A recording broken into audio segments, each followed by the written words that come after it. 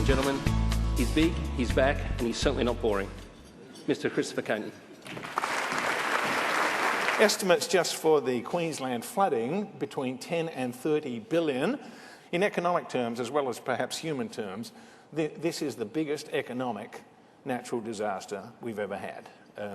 And it will have short-term effects on GDP growth, both in the December quarter and the March quarter, but thereafter, the reconstruction, etc., will add to GDP growth, although perhaps not quite as much as the Reserve Bank suggested last week. The increase in fruit and vegetable prices has come at exactly the right time, because it has come at a time, as you can see, where underlying inflation, the red line, has been coming down, down, down. Queensland has become a more important, not only have coal exports gone up as a share of the total, but Queensland's share of that.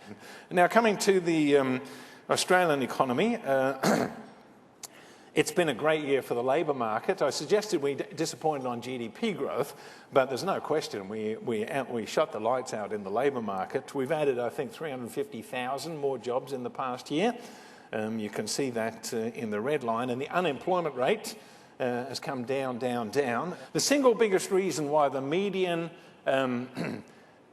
price to income ratio is higher and tends to be higher in Australia than elsewhere. The single biggest reason, well, there are two reasons. Number one, Australian houses are the biggest in the world on average. And number two, we as a nation have made the decision we want to live on the beach. Oh, this is my outlook for the economy. I may not have done quite enough to represent the slowdown in growth that will come because of the flooding. And just taking a quick look at the long term, these are the consensus forecasts for expected growth over the next 10 years, and Australia still heads the list. 10 years ago, late in the year when he spoke, the Australian dollar was 53 cents. It's now $1, as you know. In the year 2000, we were being berated time and time again because we weren't high-tech enough. We were old economy. All we did was just dig stuff out of the ground and sell it. The thing that was identified as a problem 10 years ago is the best thing that's happened to the Australian economy in the past 10 years.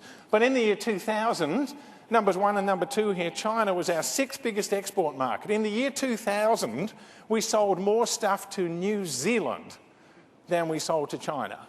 Extraordinary in retrospect. They're now number 1. India was our 14th largest export market, and it's now number 3.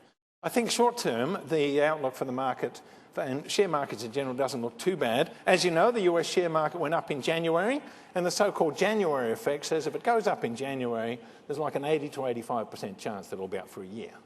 And the more substantive reason is this. It is the 3rd year of President Obama's term. The global economic recovery is continuing. It's going to be a long, slow recovery, but the threat of a double dip in the US has pretty much disappeared. Australian economy is continuing to do okay, and in fact maybe a bit better than that.